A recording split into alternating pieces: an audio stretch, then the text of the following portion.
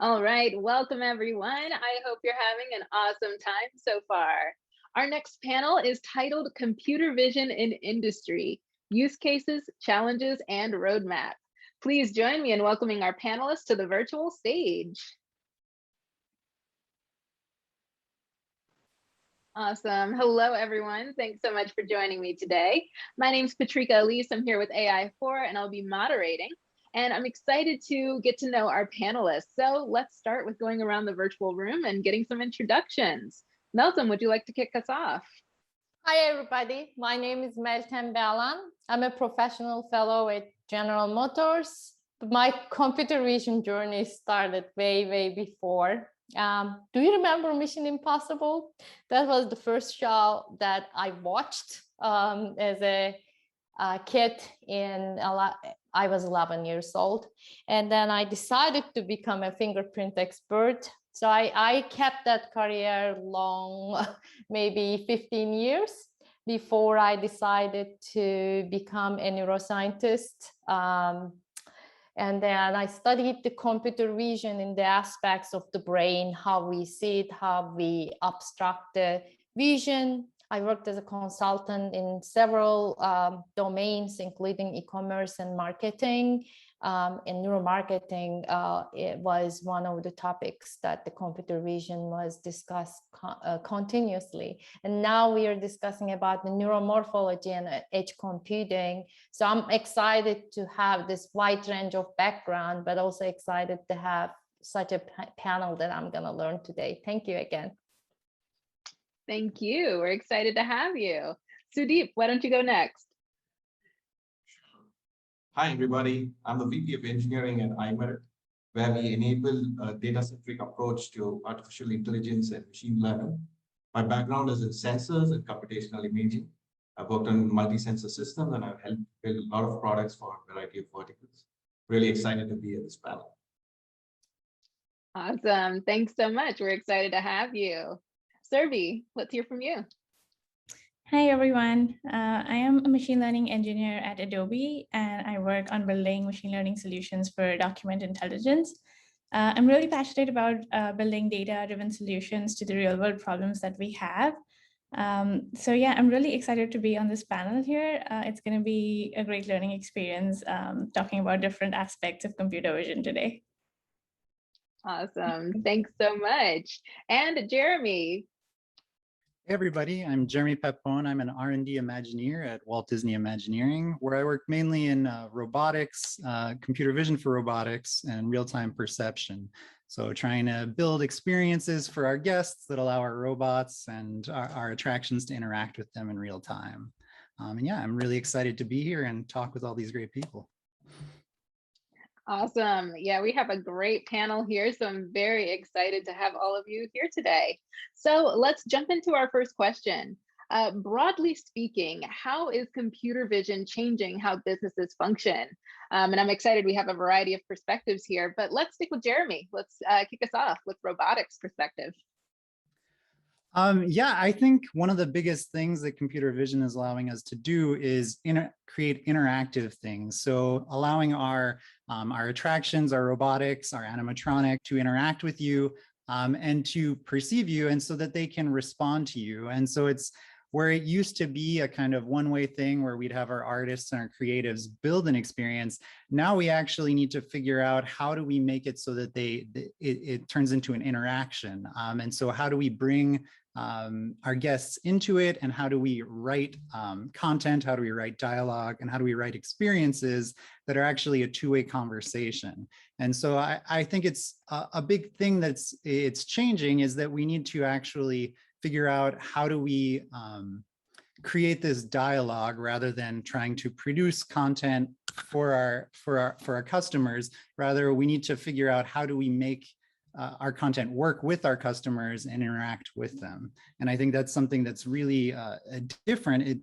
We're not really writing a script anymore. We're writing an experience, an interaction.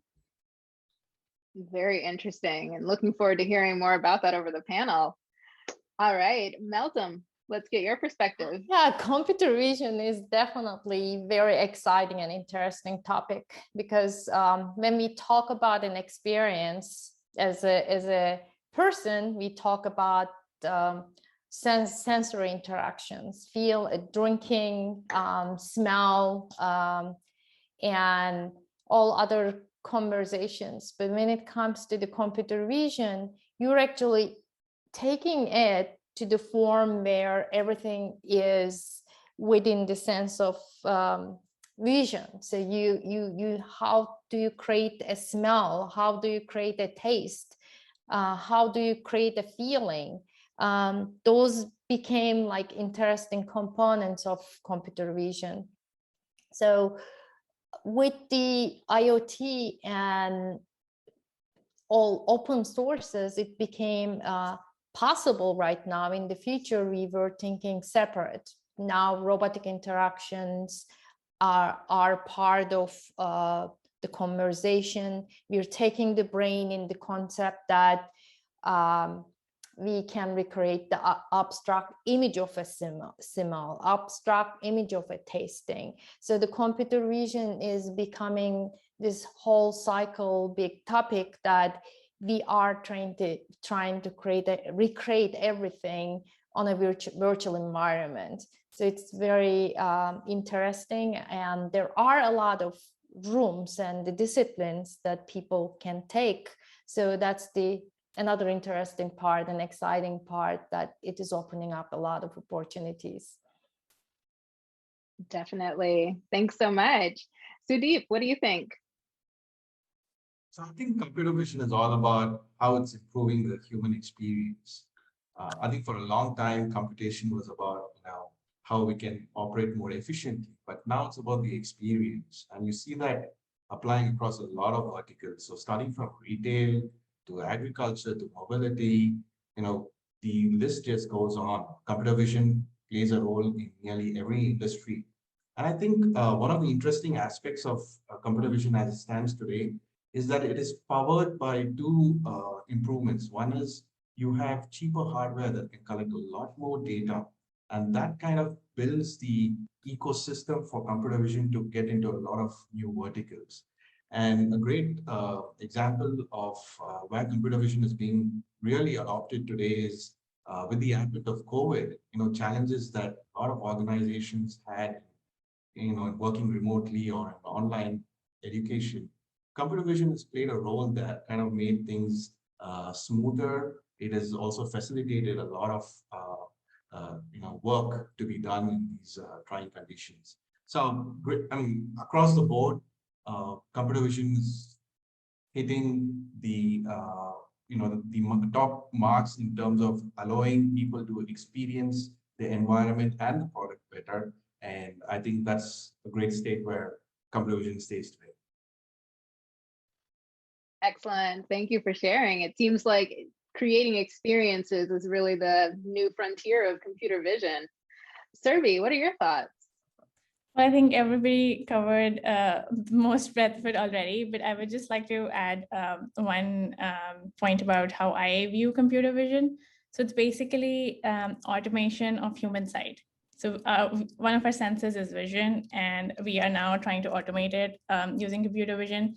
And so there are so many applications, like Sudeep mentioned, where this could be applicable and used. And so if you go a little bit into the details, right, the problems that it is trying to solve are the same across different industries, but the application of trying to solve that problem for that industry becomes completely different. So like, for example, object detection or segmentation that could be used for self-driving cars, that could be used for retail, like for Amazon Go, where they track who's checking out or not. So those kind of things. The problem that we're trying to solve is same, but it could be generally applied at so many different places that it has become very, very common across the industry now. That's a great point, and it actually leads us right into our next question, which is how are organizations using computer vision? And we'd appreciate if you can provide examples from your experience or what you're seeing in the field. Sudeep, why don't you kick us off with this one? Sure.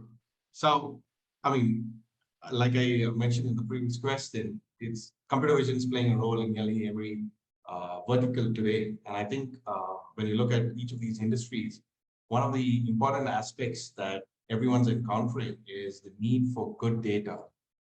It's no longer just about getting data, but it's about getting good quality data. And that is a difference between a proof of concept and a production-ready deployment is actually being rolled out across the globe. And in order to get the good data, there's a lot of work that needs to be done because the challenges are many. Please remember that when we're talking about artificial intelligence, we are trying to equip computational systems to better understand the world. But that also means that we have to provide all the scenarios that the computer vision system needs to understand and learn from. And that's a very hard challenge. Examples could be as simple as how do you distinguish between a person crossing a road or a plastic bag flowing across the road, right? How do you distinguish between a person standing on a sidewalk and somebody crossing the road? These are different, interpretations, but each of them play a different role depending on the vertical that you're looking at. If it's a self-driving car, he or she would be looking at that scenario from a very different perspective than, let's say, some other retail or or any other vertical, right? The key point here being the data needs to be interpreted correctly, and in order to do that, you need to provide good data. And I think that's where there's a lot of companies who are spending a lot of effort in developing and generating this good data. And for example, some of the work that I do is all about enabling and equipping these companies with data that covers all facets of whatever problem they're trying to solve.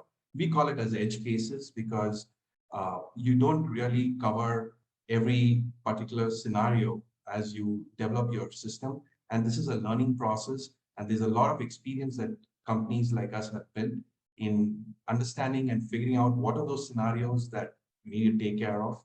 And we kind of pass on that knowledge and information to many of our clients. So I think that's one of the biggest challenges that most of these companies are facing in the space today. And I think across the industry, there's a orientation to kind of address this problem and go from a model-centric approach to a data-centric approach. Wow, that's a great perspective. Thank you for sharing. Malcolm, what are your thoughts? Yeah, I was listening, and I cannot add any more, but I will anyways. I'm gonna take it from a different perspective. I'm gonna take it from the experience perspective. When we talk about the self-driving cars, for example, what happens is that we are trying to mimic the experience of a person and figure out experiences which are already in the AI system, and then understand the experiences which might not be in the AI experience system. So I will just try to explain it block by block. Like, first thing that you do, you sit on the driver's seat and then you start driving. And this takes a couple of seconds for your brain to understand how you're going, which direction you're going, and then you come to a red light and you stop at the red light. And then you're going to turn right and you check for the pedestrians, and then you check for the other drivers and then turn right. This is one experience. With the AI, to Steve's point, the first step is definitely to understand the data, how you're gonna prepare your data sets, how you're gonna cleanse it becomes very important. So that's the first part. And the second part, you start actually building the AI component of the computer vision, because you start extracting the features. You start extracting some of the elements that are used in neural network analysis. And then the third step is, I call it frontal brain, where you start making the decision. So the decision making, you again use some deep learning algorithms, or neuromorphology, because neuromorphology is going to be the future of the self-driving, because we already started to talk about big data, power of big data, but also collecting that big data can be redundant. So there the edge computing and neuromorphology is coming to place, where you just only use the certain features, certain elements of the driving experience, then take that right turn. I love that breakdown. It really helps you kind of get into the mindset of what has to go into building these models. So thank you for sharing. Survi, would you like to give us any perspective there? Sure, I can cover a little bit broadly across different domains where how organizations are using computer vision. So for example, in the healthcare industry, right, there is a lot of data that people need to manually annotate. And that's used for identifying what kind of a cancer the person has, or if it's recurring or not. So while a lot of that needs the expertise of the doctor, but also computer vision could help aid the process go faster. So that could be one application in the healthcare industry. When it comes to documents, there are so many old documents that we have that are not digitized, and with all of us moving towards more digitization and everything actually becoming virtual, it's actually really helpful to be able to extract the information from them, and that's where again computer vision comes into picture. Similarly, with everything becoming virtual, right? You have these real estate companies who are having all these virtual tours that you can do, and the AR, VR experience. So that's another example. And companies such as Facebook are developing Oculus. And yesterday I was also reading about metaverse, that they're talking about having an experience which is at the intersection of physical, augmented, and virtual reality. So these are like different kinds of applications which companies are trying to attack with computer vision. And over time, things have changed from being just image processing to going to 2D, and then now it's 3D. God knows what it's going to be in the future. So yeah, I guess those are a few applications that come to my mind, which are very diverse across the whole domain. Excellent, thank you. That's and Jeremy, I'd like to get your perspective on this as well from a more experiential method, like Survi was mentioning. Yeah, I mean, it's pretty amazing how much computer vision has progressed over the past 20 years, coming from like something like classifying digits on MNIST and, SciFar image classification, how it's progressed to now, you're talking about generative models, you're having models which are connecting to natural language.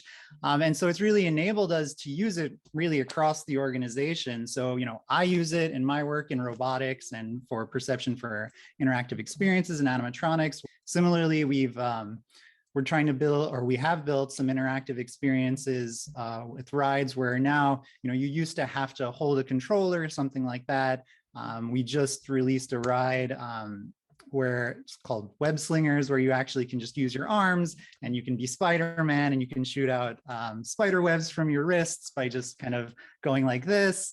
And so it's really enabling us to do a lot of things that we couldn't do at all, 10 years ago. And so I think it's pretty amazing how far it's progressed. And each one of these things actually requires, and I think Survi was touching on this earlier, each one of these kind of requires a different data set to work well. And I think one of the interesting things that we're starting to see is that we're able to connect a lot of these. So instead of needing a particular data set for each particular application, you're starting to be able to connect them through another means, say through language, like with some of OpenAI's recent work with CLIP, where you're actually training these models through another modality, such as language, and then you're finding that it's able to be applied to other applications. So you're able to train something on, one data set for image classification, and then you're able to do kind of zero-shot learning on other data sets, and it's still quite effective simply because you've trained it through this other modality that wasn't this particular data set. So I think it's pretty interesting how we're already attacking a broad set of problems, and that's only going to be enabled more by some of the next research that's coming out. Wow, very cool. My next trip to Disney World is going to be a very different perspective. Thank you for sharing. So let's jump into the next question. So what does a typical computer vision tech stack look like? From data infrastructure to tools, what's the required toolkit? And Meltem, I know you've worked with a variety of organizations, so I'd love to start with your perspective here. Yes, definitely. But first, I definitely want to go back to Disney. I'm tired of COVID now, and I'm looking forward to that. In one experience as a student, I studied in Florida Atlantic University. You guys used to give free passes to us. No, I am still expecting that. Anyways, yeah, I mean, as Jeremy said, it's a long process, definitely. When we started computer vision, the only tool 20 years ago was C++. So you can still use C++ libraries for that. And one of the libraries for the traditional computer vision that I like using is OpenCV. I always address OpenCV when it comes to data analysis and interpretation of the data. And the other tool, I mean, nowadays, TensorFlow is one of the most common methods that you use. You can actually develop hybrid systems in TensorFlow. And there is still, I hear that there are still a lot of researchers using MATLAB. MATLAB is another powerful tool. Traditionally, it's used in research, but now you can also get the Octave. Octave is the free version of the MATLAB. And when it comes to data infrastructure, definitely, I mean, one of the data structure is commonly used. I think it's becoming very traditional. The IoT and cloud computing is one of the biggest partners for computer vision experts. And also, I guess any Python tool that can be used in GM and in the companies that I consulted. We usually use open source libraries. We also used a lot of, I mean, you can refer to NVIDIA, TensorFlow and NVIDIA CUDAs constantly. They have very good baseline for Docker and container. So those are the tool sets that I have been hearing, seeing throughout my career. And if anybody wants to understand a little more about the data aspects and exploration of the computer vision data, I really like neuromorphology and Gaussian approach. Those are the things that I constantly go address, but I know it is not the tools, but it is some techniques I believe are very important for a computer vision data scientist to understand. Definitely. That's a great perspective. And I like being able to see how it changes across industries. Sudeep, do you have anything you'd like to add to that? Sure. I like to approach this from a different perspective. I think artificial intelligence, machine learning, and computer vision today is being built around this paradigm of continuous training. Now, typical software development over the last couple of years has been using what is called as a CI/CD model, where you're continuously building, you're continuously deploying your software. But an additional aspect that machine learning and artificial intelligence bring in is the need for continuous training. The reason is actually pretty interesting because it goes back to the real world applications. The biggest issue that most of the companies face in productizing their machine learning products is that they need to be catering to the real world scenarios which change pretty frequently. The world is not static, right? So you need to keep reacting to that and you keep learning. And like I said, this is a field where there's still a lot of learning that's going on. And that is the reason behind the need for continuous training.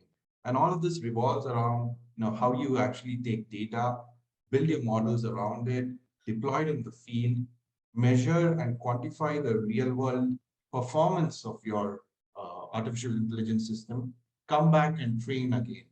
It all goes back to the need for good data. And this data is continuously being replenished by whatever learnings are coming from the field. So I think that's a very important perspective that I've been seeing a lot of companies getting into. And a lot of this is covered under this bandwagon of ML ops, where you generally have a framework which allows you to do the learning, the training, and the deployment, and again the feedback loop. So that is the latest paradigm in this industry, and I think that's setting the tone for how a lot of development is happening across the board. Great, thank you. It's very interesting to see how the different perspectives have different results here. Survi, what's your perspective? I think very quickly, I'll just briefly mention how I see the whole development cycle for the ML models. So I think you start with data. And so once you've identified your problem statement and the kind of annotations you need to either have a tool which is going to let you annotate, or that you'll be able to have others annotate some data for you. So that's the first tool that you need to have in place. Once you have that, the next step is to identify what kind of evaluation you need to do, and then your model intricacies. And for that, once you have that done, the next step is to actually train your model. And that, like Meltem had also mentioned, you have frameworks like TensorFlow, PyTorch, Keras available for you to do that. And for visualization and tracking, each of these have their own added functionalities like TensorBoard, and for PyTorch also you could use TensorBoard. So that's kind of in terms of the framework, but then you really need some compute power and infrastructure to run this on. So for that, common things are using GPUs on AWS or Google Cloud Platform. And they also have their own features available for storage. Like Amazon has the S3 buckets that you could use for storing, and then similarly for Google. So that's in terms of training. And then eventually you would need something to visualize and analyze your results. So that's where you have things like Splunk available, or Kibana that you could use to actually analyze the kind of things that you're seeing your model is doing, or analyze production related data. So that's how I break down the whole pipeline into different chunks. And then for each of those, you may or may not need certain tools for that. That makes sense. Oh, someone was going to jump in. Jeremy? Yeah, I actually was curious about, Sudeep mentioned this idea of continuous training and updating models as you deploy them. And I think that's something that we've always been interested in. But one of the big challenges I think we face there is that requires data collection in the field. And so then you're gathering training data from a deployed model, and there's all sorts of privacy issues around doing something like that. So I'm wondering, Sudeep, what do you think? How do you think the industry is going to address that sort of problem? How do you think we can go about improving our models without trying, running into issues where we're collecting data from people that may not want their data collected? Sure, actually, that's a great question, right? And there are two facets to that. One is the privacy, and the second is the bias. And you need to kind of work on both of these aspects.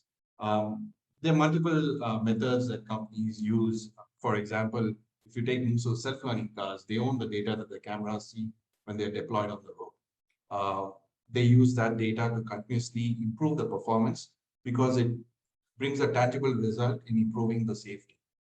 There may be other examples, and you rightly pointed out, the need for maintaining privacy. And a great example for that is face recognition systems, right? So these systems, when they're deployed in the real world, there are a lot of privacy and security issues associated with it.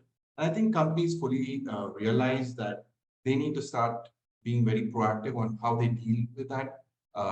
There are multiple measures, right? They make sure that the data sets that they work on are clean. Some of the work that we do at our company is to actually clean up data, right? To kind of ensure that the data is clean certified by external agencies that it doesn't have any private information, and then passed on to the companies to actually develop their models on. So that's one aspect of it. I think another important area that most companies are now focusing on is the need to make sure that the data is free of bias as far as possible, right? It's a work in progress. There is no magic solution, but I think companies really have understood the impact of bias.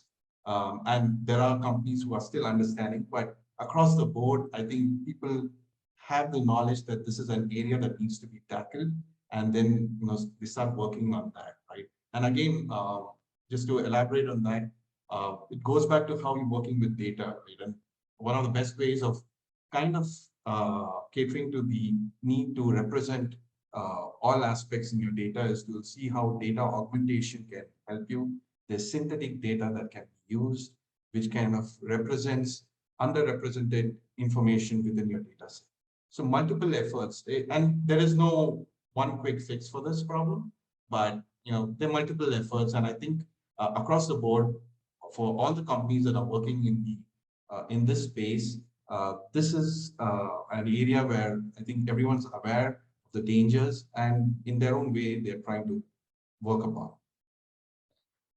Can I jump? I think if you're talking from the business perspective, it starts with the consent, and it is clear everybody puts the consent in place. But when it comes to the implementation, to Jeremy's point, it is again that your computer vision team or the team of experts want to be successful and want to develop their own algorithms. And consent is easy to understand, but then the ethical rules come in play. And the ethical rules become three things, like basically, what is your motivation? What is the attention? And how you're pursuing it. One of the solutions that most companies are toying with is just the peer reviews, changing the teams, putting different teams together. And then data bias. Data bias is the other problem. Like, how do you know, like in my perspective, how do you know that you're not exposing particular people's behavior when you're looking at some Sunday travels, right? To Jeremy's point, let's say Jeremy is using a computer vision algorithm and looking at the people where they are located, where is the crowd is, but the same system that they bought, let's say they bought it from the package, they might be used for a parking system or police reports. And the police report will show that on Sundays, particular corners have more cars. Cameras are going to show that. That means that that might be some sort of temple, some place that people are going to the temple. So you are actually giving a demography, and those public parts of the implementations, public implementations are still open to discussion. I think there are a lot of responsible AI groups that are talking about it, but it is up to us to really identify like what are these three components. How can we make sure that we bring this touchy-feely part to the point that the consents are. Yeah, it's interesting because this idea with bias and continuous learning, I hadn't really thought about that, but so you could imagine with scenarios where that's both helpful and it hurts you. So for instance, you might update a model based off of like people are wearing winter clothing, for instance, and so you're training your model and it's adapting to that, and that will work well as long as it's winter or winter road conditions for a self-driving car. And so that might be fine.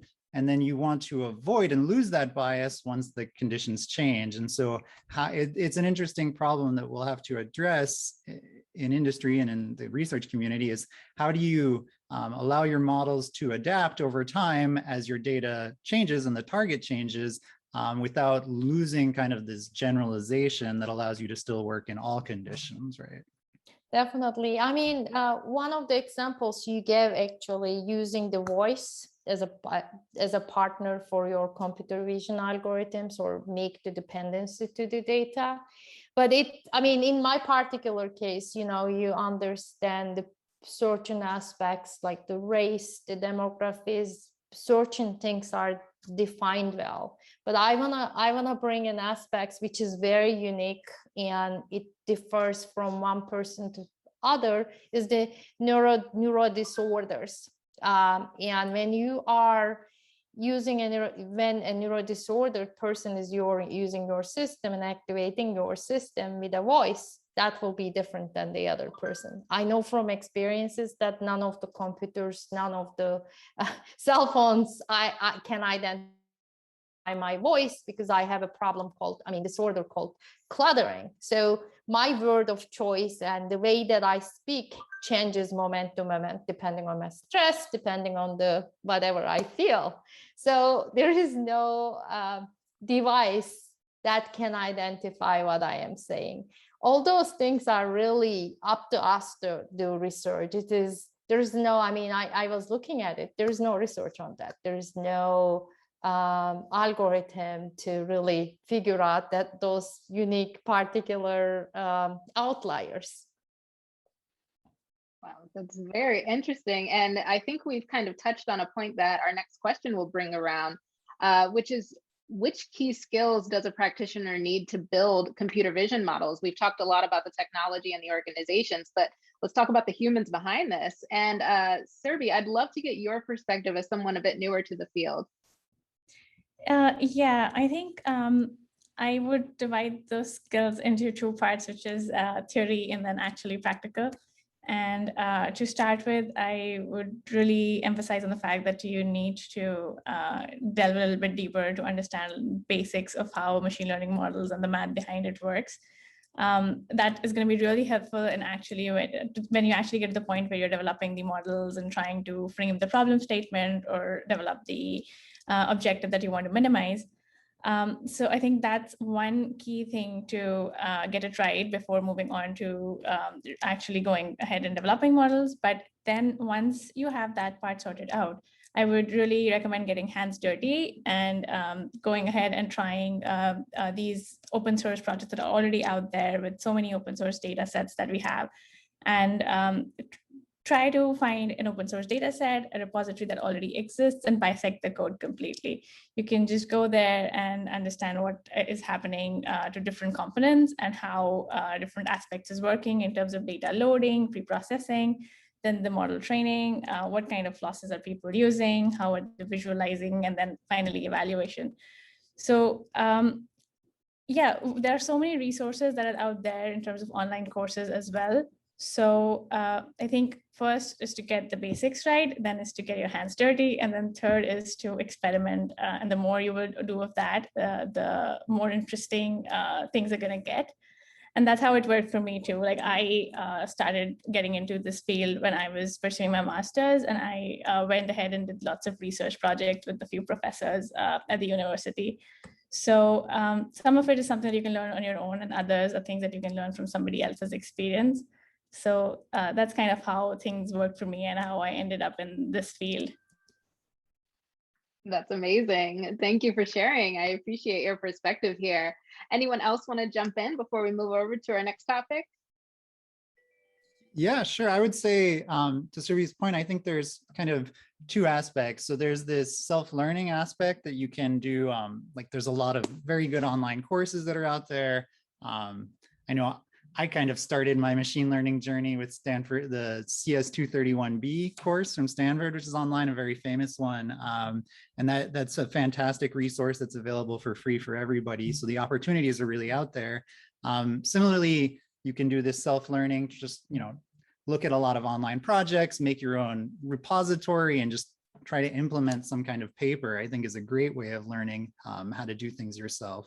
And then there's the other aspect of it, which is in general in computer vision, especially in industry, but even in academia as well, is it's kind of application oriented. And so you always need to work with other people. And so there's a big aspect of it that's talking to other people, trying to understand what their problem is, what are the particularities of what they're trying to do with computer vision, and then learn how to take a framework, whether that's one of these machine learning libraries or OpenCV or whatever, and apply it and actually solve this particular problem in this particular instance. And I think that's a very different skill set than what you learn in kind of in the academic resources, or simply trying to implement work that, you know, from some paper. And so I think both of those are very important skills to learn that I think will really help any CV practitioner on their journey. I think I want to touch on one element of it. I think everything comes from math. So understanding the basics of the analytics, basics of the histograms, basics of the color coding are very important. Those can be learned academically, but when it comes to the implementation, I think the sky is limit now, because we have open source, we have collaborative projects out there.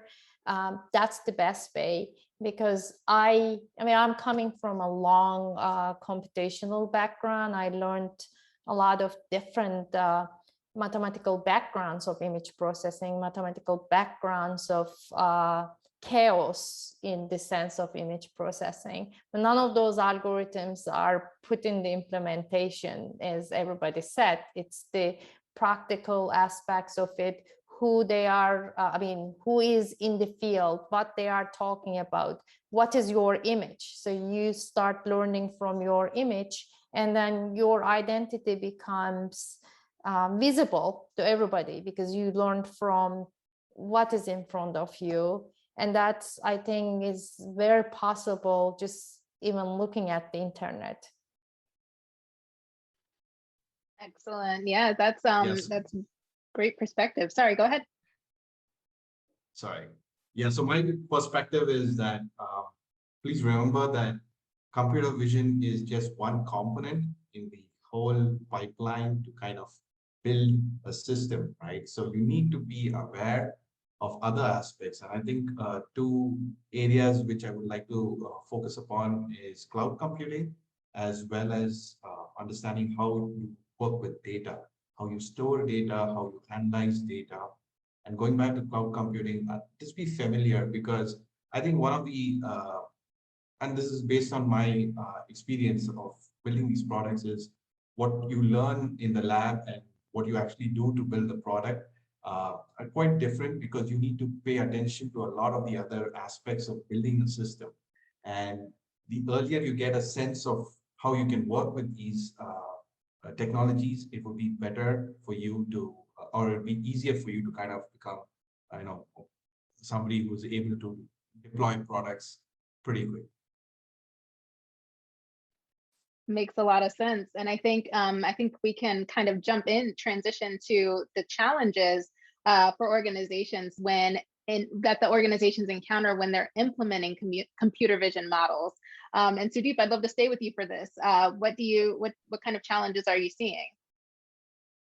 So I think we covered parts of this in the previous discussion. I think it's primarily around bias. You know, you need to make sure that your data is clean.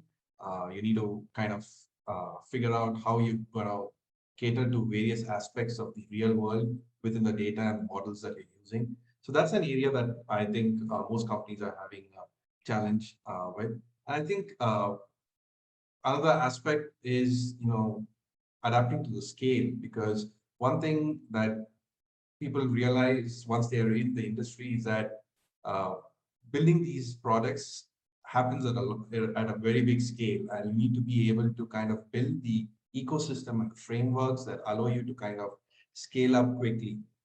So most of the companies traditionally have focused more on R&D projects, which then go through a complete 360-degree turn when they get into production.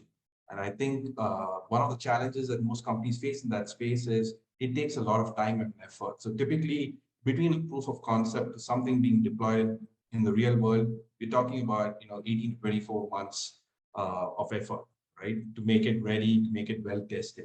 So one of the challenges is to kind of reduce that gap, to kind of make sure that you're able to, deploy stuff much more faster. So I think a lot of challenges are centered around how you actually build these systems that can scale at the earliest possible instance. Excellent points. Anyone want to add on to that? I can add two more things. I think we covered a lot in terms of data, privacy, and ethics. So one of the challenges that I see more and more people facing now is trying to build algorithms that work on device. So computer vision algorithms, when we tend to go for deep learning models, they tend to be really bulky, and then having them to fit on the device and then work in real time. That's one of the other challenges that people are facing. And another one, I think, again, we touched on this a little bit in our earlier conversations, is when, the metric that you're evaluating for that doesn't really correspond to the user experience that you are trying to get from your application or the product. So bridging the gap between the model and the user experience that you're targeting, that's also one of the things that I've seen people face. Excellent. Yeah, thanks for adding on. Anyone else before we jump into the final question? Last thing, the maturity of the models. So if the model is not mature enough, your results are constantly going to change.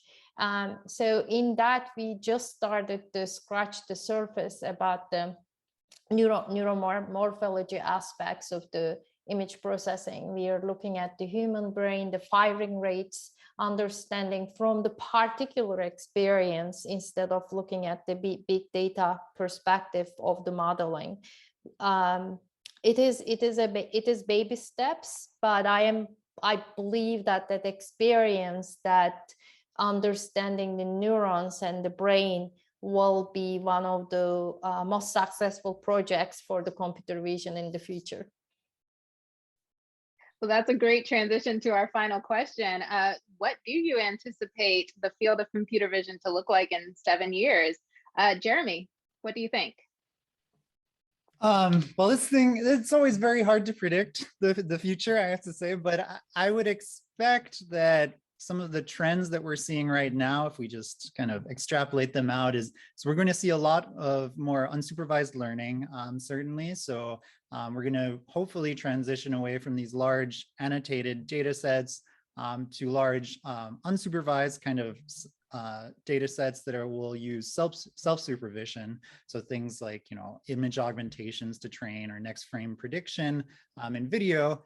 And I think that's going to help us make these algorithms much more general. And so rather than working on custom annotated data that solves a particular problem, you're going to move to a paradigm where you have algorithms trained on these large unsupervised data sets that solve kind of the vision problem more generally. And then you'll see these trained by the large labs, at Google, OpenAI, Facebook, et cetera.